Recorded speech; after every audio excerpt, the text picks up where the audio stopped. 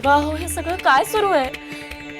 सखूची अवस्था बघताय ना, किती घुसमट होते तिची, बघा जरा. नाही, मी हात जोडते तुमच्या पुढे. सखू संत नाही झाली तरीही चालेल, ती थोर नाही झाली तरीही चालेल, पण ही विटंबना थांबवा.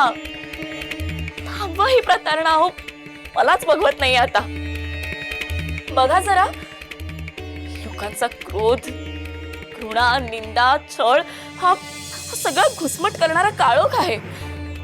प्रकाशाची तिरीप तरी आहे का हो तिच्यापाशी? आणि या काळोखात सखूचं आयुष्य कसं बहरणार? आणि आहे काय म्हणता हो? हा, नाही बस, त्यांना पुरे झालं. आनंदाचा, आत्मसन्मानाचा, संजीवनी देणारा प्रकाश आणा आता तिच्या आयुष्यात. कोमेजून जाईल हो.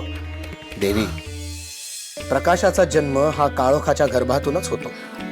नाही नाही नाही, मला ना आता हे तुमचं काही एक ऐकायचं नाहीये. मोठे मोठे शब्द वापरून दुःख कमी होणार नाहीये.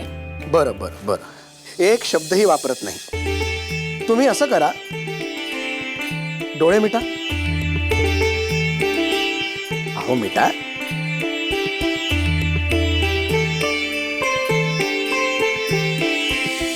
हा, आता 300 वर्ष पुढे काय होणार आहे हे तुम्हीच बघा.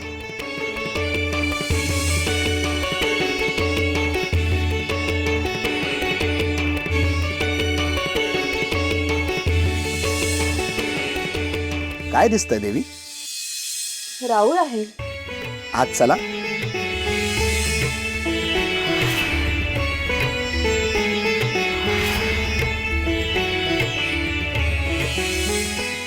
आता काय दिसतंय? अहो, हे तर आपलंच राहुळ आहे. देवी, आता जरा मागे वळून बघा.